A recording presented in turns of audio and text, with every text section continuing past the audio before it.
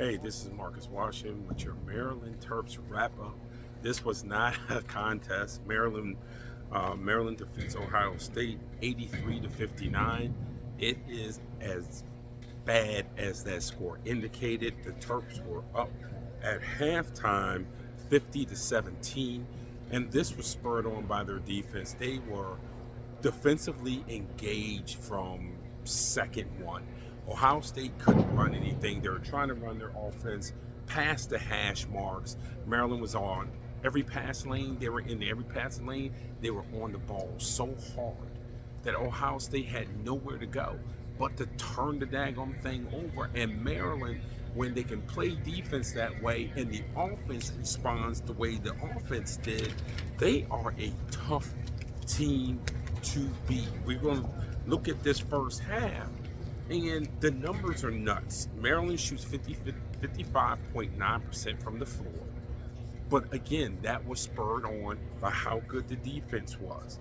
You had Gillespie, who was 5 for 8, 3 for 6 from 3, hits his first couple of threes, crowd going crazy, even though it wasn't a sellout. And then you have guys like Derek Queen, who's 4 for 7, 13 points in the first half. Julian Reese, 5 and 5 in the first half. Maryland can be an issue when they defend. Now, Willard, I asked him, had he been building up to this? Of course he says it because it's Kevin Willard. Hey, we're ranked 8th defensively in the country. We've been doing this all year. That's why I love Coach Willard. That's why I love him. But and you saw it tonight in a Big Ten game. You know, this is nothing against Coach Willard, but you know they did have the Marquette game, and you did have to win over Villanova, who's offensively challenged. But sometimes those early season stats, because of the schedule, aren't always indicative of what's going to happen the entire season. Even though Maryland's defensive effort, their philosophy, and most importantly, their personnel shows that there's a possibility that for the majority of the season, this defense can cause all kinds of issues. We talk so much about the offense, and we'll get to that. But in the first half, when you hold Ohio State to 28.6% shooting, you don't want them shooting threes. They were 0 for 7 on three-pointers. All these other times, you're running them off the line because that's what the scout called for them to do. And then they don't get to the free throw line. They're 5 for 8 from the free throw line. You get them there. You out-rebound them 18-13, and you force 12 turnovers. That's in the first 20 minutes. Force 12 turnovers in the first 20 minutes against a Big Ten team. Now, they don't have Bradshaw. We understand that. But against a Big Ten team, you did that. And not a Big Ten team that a lot of people think is going to be in the lower part of the Big Ten. It is a spectacular performance for them, and that first half showed it. Like I said, 50 to 17 at halftime. That game was every bit of a 50 to 17 game at halftime. That's how to play. The score told it. The score doesn't always tell it, especially in college basketball, but the score told the story there. Just some of the final numbers. Queen ends with a double-double again, 17 points, 11 rebounds. He was 1 of 5 in double digits. Gillespie led the team in scoring. He had 23. Of course, the highlight that you're going to see is that he broke some ankles and hit a jump shot after that. As he said in the press conference, he wasn't going to shoot it, but once the guy fell, he felt like he had to shoot the ball, and so he shot it and he made it. He finished the game 7 of 11, and that's the other thing.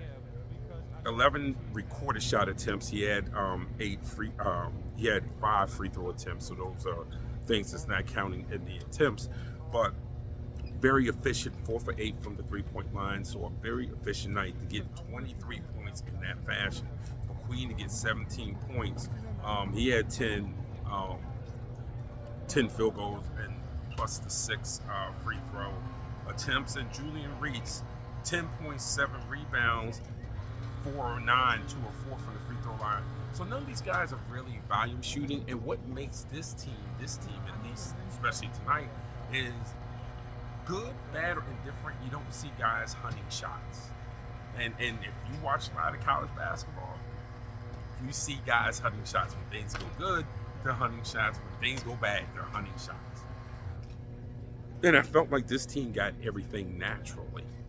not from hunting shots. These numbers are true numbers. They're as efficient as they can be in these numbers. Now, there is a quick turnaround for Maryland. I do believe on Sunday they play at Purdue. So we'll see. And Gillespie will have his challenge against Braden Smith. But I'm telling you, the two bigs, Smith and Queen, and I know Queen is getting a lot of love. And by the way, at the press conference, Willard told everyone come out to see him this year because he probably won't be here next year. He's a pro. But those two give Maryland something that not too many teams in the country have. Two capable bigs that can stretch the floor, that can operate in small spaces, that are good passers. Queen, I think, is a better passer than Juju, but that are good passers who right now have bought into what Maryland is doing. And there's not a lot of that.